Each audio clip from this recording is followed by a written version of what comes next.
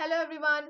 आज हम बात करने वाले हैं इफेक्ट ऑफ मिस्टेक की। तो आज हम तीन सेक्शन कवर करने वाले हैं, that is 20, 21 and 22 of the Indian contract act 1872। Indian contract act is the 9th act of 1872 and it came into effect और enforced on 1st of September 1872. See, section 20 बात कर रहा है agreement void where both parties are under mistake as to matter of fact। मतलब यहाँ पर बात हो रही है bilateral mistake की, दोनों पार्टी मिस्टेक कर रहे हैं as to the matter of fact. इससे पहले हम दो मैक्सिम आपको बता देते हैं। First is ignorantia facti excusat, that means ignorance of fact अगर आप कर रहे हैं तो दैट विल बी एक्सक्यूज्ड।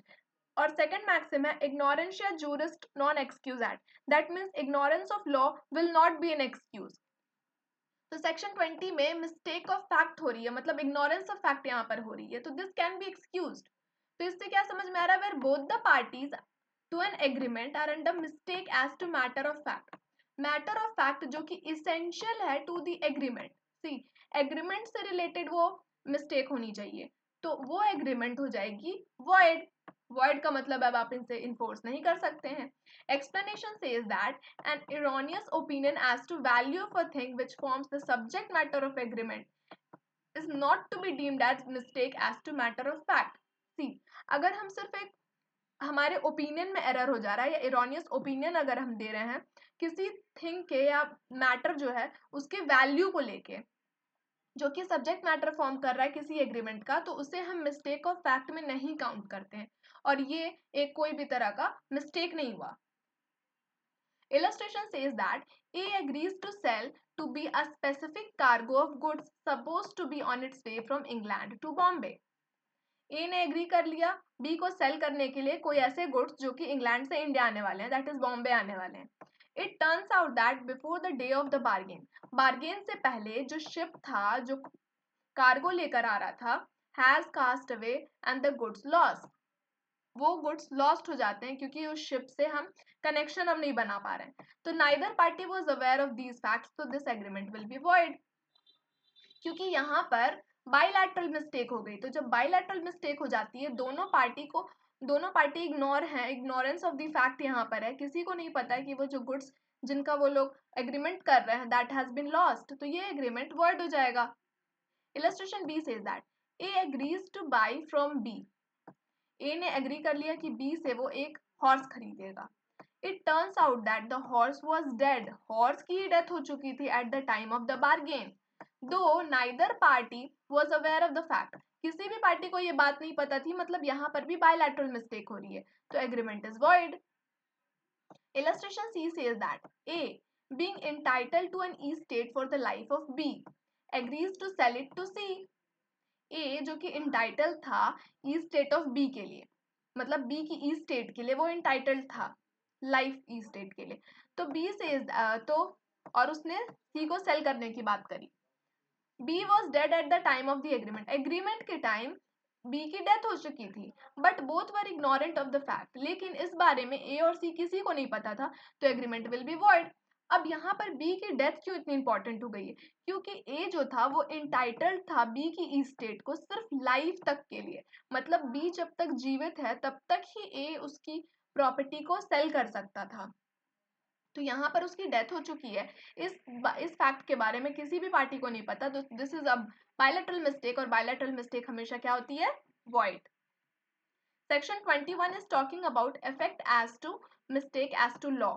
अब यहाँ पर लॉ के मिस्टेक की बात हो रही है। सी, लॉ के मिस्टेक हमने क्या बोला? Ignorantia juris non excused, that means ignorance of law is not an excuse.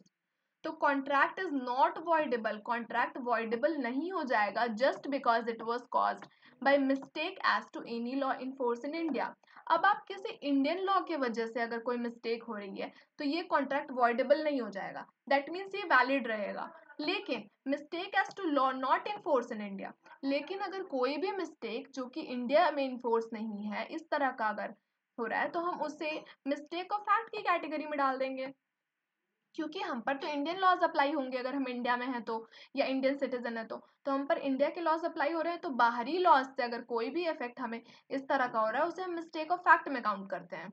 और मिस्टेक ऑफ फैक्ट अगर बाइलैटरल मिस्टेक हुई तो क्या होगा? हमने सेक्शन 20 में पढ़ लिया, दैट विल बी वॉइड।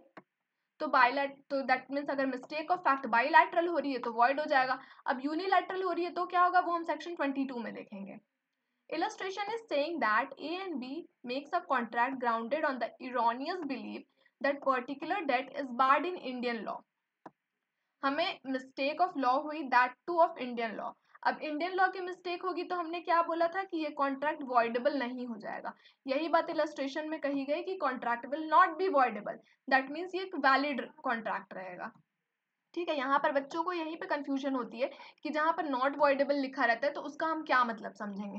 तो इस पर्टिकुलर सेक्शन में हम नॉट वॉइडेबल का मतलब वैलिड समझेंगे।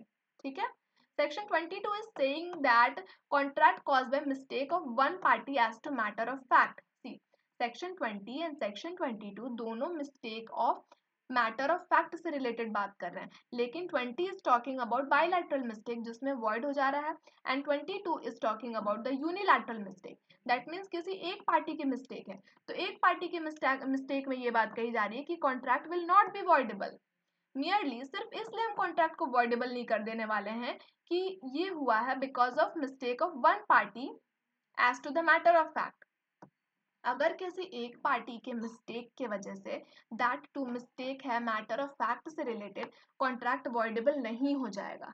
दैट मीन्स कॉन्ट्रैक्ट यहाँ पर भी वैलिड रहेगा। यहाँ पर भी नॉट वॉइडेबल का मतलब वैलिड है। ठीक है, तो आपको जरा से भी कंफ्यूजन नहीं होनी चाहिए। सेक्शन 21 में भी नॉट वॉइडेबल का मतलब जो होता है that will be valid, and section 22 में भी नॉट वॉइडेबल का मतलब वैलिड रहेगा। इन सेक्शंस को पढ़ने में मुझे भी कंफ्यूजन होती थी जब मैं कॉलेज में पढ़ा करती थी। तो सेक्शन 20 में अब क्लियर तरीके से मैं आपको ये बता दे रही हूँ, आप इस पर चार्ट भी बना सकते हैं। सबसे पहले आप लिखिए effect of mistake. Effect of mistake दो तरह की होती है, that is mistake of fact and mistake of law. Mistake of fact अगर बाईलैटरल मिस्टेक है तो सेक्शन 20 में वॉइड हो जाएगा वो एग्रीमेंट। अगर वो यूनिलैटरल मिस्टेक है तो वो वॉइडेबल नहीं होगा जस्ट बिकॉज कि वहां पे मिस्टेक ऑफ फैक्ट हुई है एक पार्टी के, तो वहां पे वैलिड हो जाएगा अंडर सेक्शन 22। अब मिस्टेक ऑफ लॉ के बारे में बात करते हैं। मिस्टेक ऑफ लॉ अगर हम इंडियन कॉन्ट्रैक्ट का कर रहे हैं या इंडियन लॉ का कर रहे हैं, इंडियन लॉ के मिस्टेक में नॉट वॉइडेबल रहेगा, दैट मीन्स वैलिड हो जाएगा एज पर सेक्शन 21। लेकिन अगर हम फॉरेन लॉ की मिस्टेक कर रहे हैं तो उसे हम मिस्टेक ऑफ फैक्ट की तरह ट्रीट करेंगे। क्या कहा हमने, मिस्टेक ऑफ लॉ अगर फॉरेन लॉ का हो रहा है तो हम उसे मिस्टेक ऑफ फैक्ट की तरह ट्रीट करेंगे। दैट मीन्स अगर बायलैटरल मिस्टेक है तो सेक्शन 20 में जाइए, दैट मीन्स वॉइड हो जाएगा, और यूनिलैटरल मिस्टेक है तो आप सेक्शन 22 में जाइए, मतलब वैलिड रहेगा ये कॉन्ट्रैक्ट। तो यहाँ हमारा मिस्टेक का टॉपिक कंप्लीट होता है। Thank you.